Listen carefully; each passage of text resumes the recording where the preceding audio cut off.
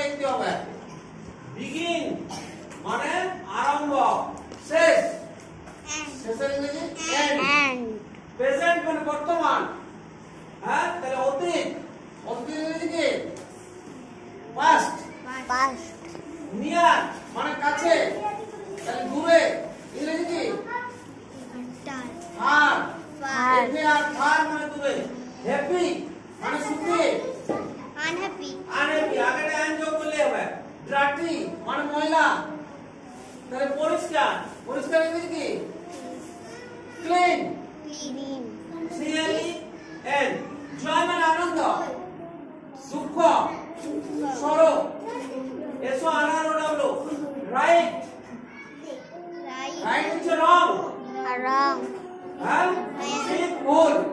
Good মানে ভালো, bad cold গরম ঠান্ডা। রিচ মানে ধনী,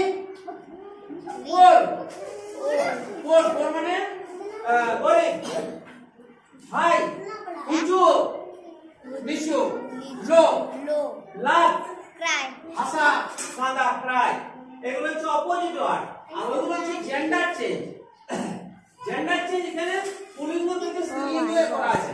তাহলে পুলিঙ্গ থেকে স্ত্রীলিঙ্গ। বয় এখানে আমরা দেখতে পাচ্ছি বয়ের জেন্ডার হচ্ছে গার্ল।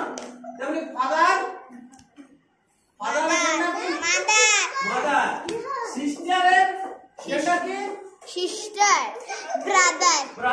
ডটারের জেন্ডার কি ডাক্তার, নার্স। ডটার ওটা ডাক্তার না, ডটার মানে কন্যা। তাহলে সন পুত্র, তাহলে সন হচ্ছে ডটার।